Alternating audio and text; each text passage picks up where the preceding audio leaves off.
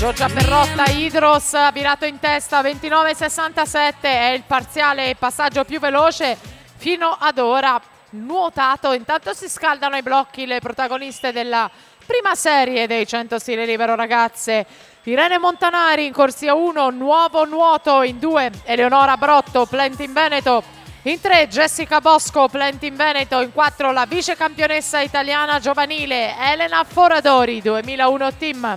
In 5 Enrica Brendolin, Leo Sport. In 6 Valeria Bertolini, 2001 team. Vittoria Grotto, Veneto Banca Montebelluna in 7. In 8 Sara Zandonai, 2001 team.